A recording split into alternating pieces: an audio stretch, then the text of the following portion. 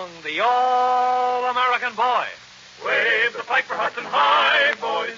Show them how we stand. Ever shall our team be champions, known throughout the land. Wheaties, breakfast of champions, bring you the thrilling adventures of Jack Armstrong, the all-American boy.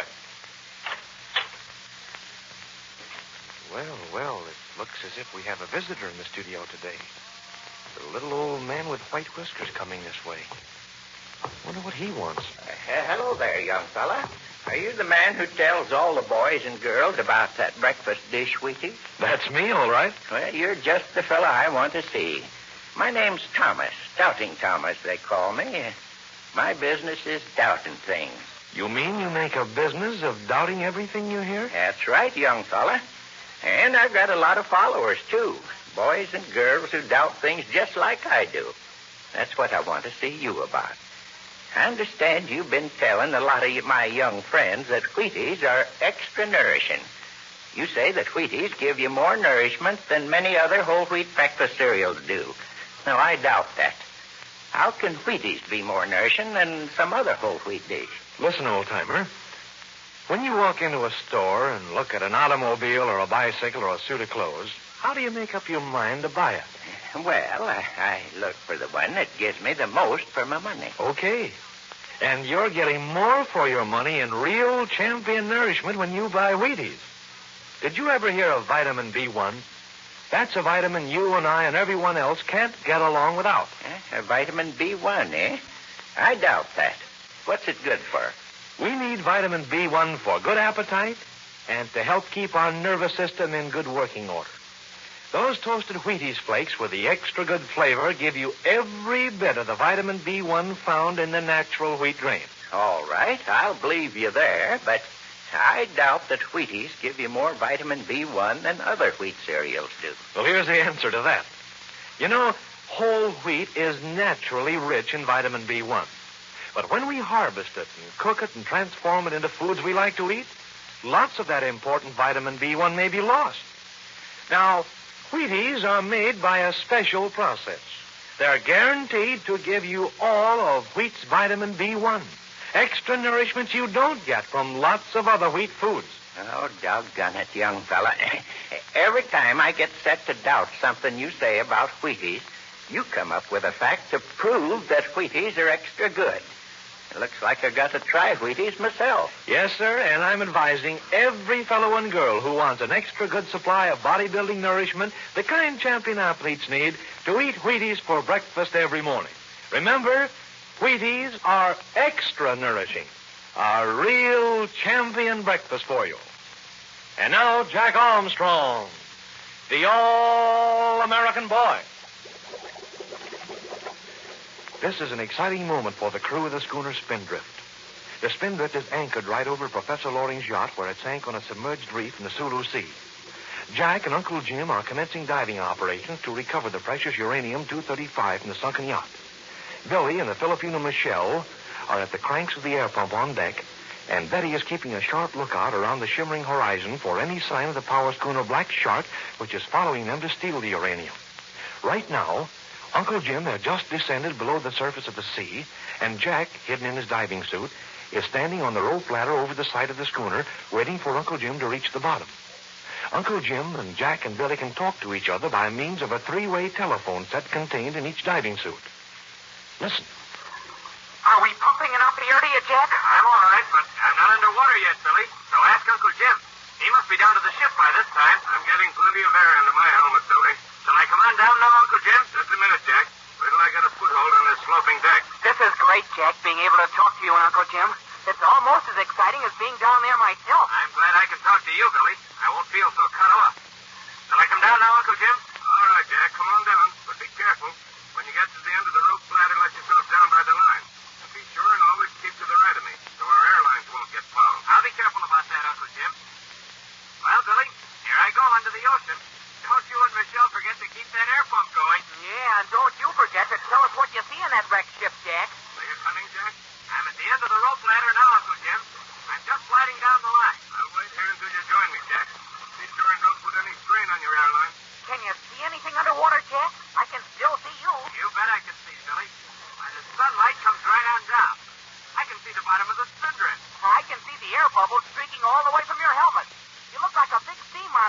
big bubbles. Careful, Jack. You're coming down almost directly on top of me. Try to work your way over to the right. I'll try, Uncle Jim. Takes a little while to get used to this diving suit. I feel so light, except for my feet. There, that's better. Watch your footing as you come down on the deck. You're sloping quite a bit. I'm sliding down the line, Uncle Jim. Give me plenty of slack in that air hose, Billy. Betty is paying out the slack, Jack. She's giving you plenty. Are you all the way down to the wreck yet? Almost. I'm down now, Billy. I'm standing on the deck of the sunken ship. Can you balance yourself all right, Jack? It's a little bit hard at first. I'm getting the knack of it, Uncle Jim. Hey, it is hard to walk about, especially when everything is so sloping. Can you see way down there, Jack? I can see Uncle Jim, Billy. He looks like an underwater monster with bubbles squirting up from his helmet. You look rather handsome yourself, Jack, in that diving suit. Have you got your balance now? Can you walk around all right? I think so, Uncle Jim. I can certainly stay upright. The lead shoes keep my feet down, and the air in my helmet keeps my head up. We'd better try to get inside the ship now, Jack, and see if we can find the box that contains the uranium-235. But how will we know when we find it, Uncle Jim? We'll know it by its weight, Jack. It'll weigh a ton or more. Boy, that uranium-235 must be plenty heavy. It's one of the heaviest of all elements, Jack. But that's not what'll make the box weigh so much. It's the lead sheathing inside the box that'll make it heavy.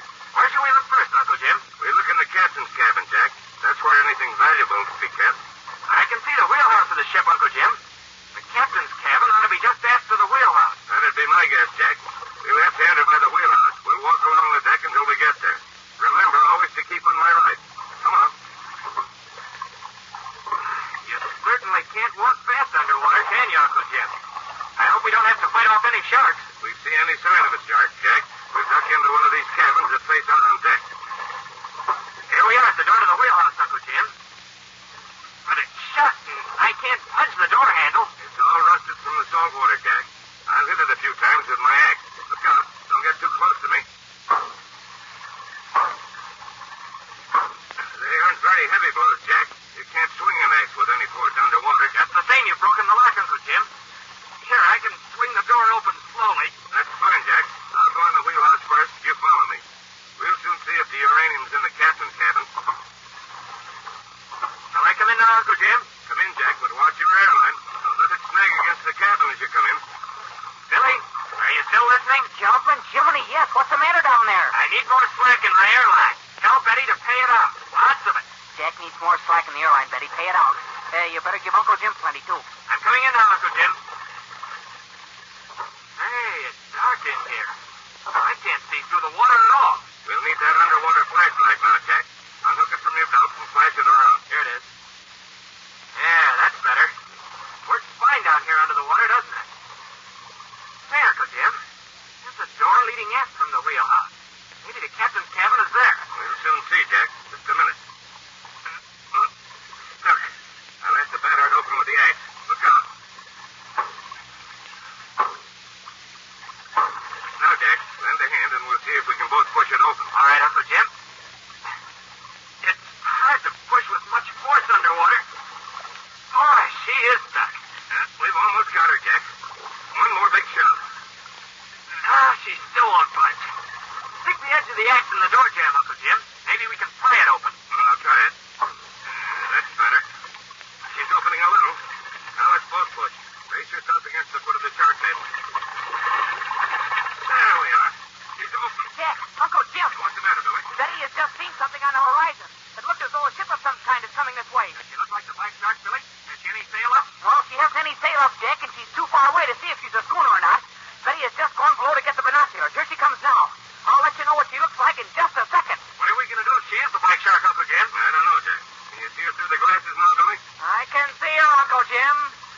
Yep, she's a power schooner, all right. I can see her masts, and she's coming under power. But what about her hull, Billy? Has she a black hull? Just a minute, Jack. There's not much of her hull showing above the horizon yet. Yep, she has a black hull. She's a black shark, all right. No doubt about that. Uncle Jim, hadn't we better get back to the Spindrift right away and come back to the reef later? That wouldn't do any good, Jack. If we can see the black shark, you may be sure that she can see us. She'll know where the reef is. She'll come here and get the uranium herself if we leave now. But if we take the uranium aboard the Spindrift and sail away with it, the black shark will certainly overhaul us with her diesel engine. That's right, Jack. We'll have to trust to our wits as we have before. If that fails us, we'll have to throw the uranium overboard in deep water where they'll never be able to get it. Then we'll be sure that no other nation gets it to use against our country. Well, we'd better hurry and find the uranium then and get it aboard the Spindrift before the black shark gets it.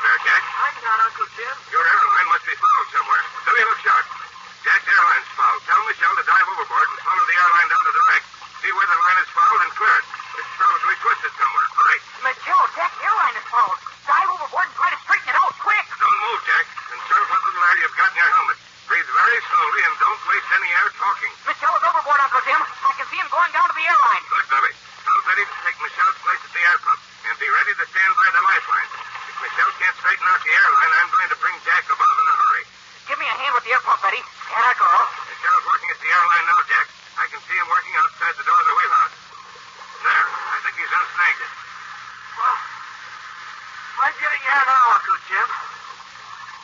Oh, boy. Does that air feel good? Are you all right now, Jack? Yeah, I feel like a million now, Billy. I had a bad moment there for a while. Tell Betty to pay out some more airline. I don't think she gave me quite enough slack. Okay. Jack wants more slack in his airline, Betty. Michelle is climbing aboard now. You feel all right, Jack? Let's start looking for the uranium.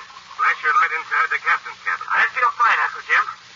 Look outside the wheelhouse. What's the trouble, Jack? What do you see down there? It's a shark, Billy. A shark? A real seagoing shark, Billy. Holy smoke, how big is he, Jack? He's too big to suit me. He must be 12 feet long. But where is he? Is he outside the wreck? He's swimming about slowly, Billy. He's outside the wheelhouse. He's swimming about on deck. Billy, tell Michelle to throw the line with a grappling iron overboard. Maybe the grappling iron will frighten the shark.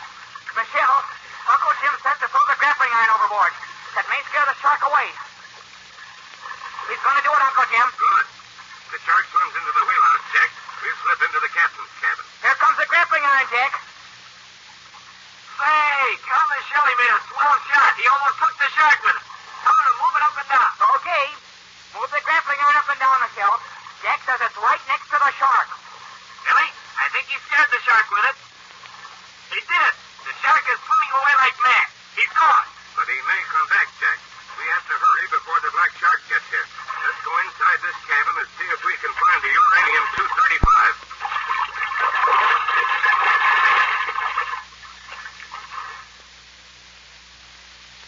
Boy, it isn't all fun exploring that sunken ship in a diving suit.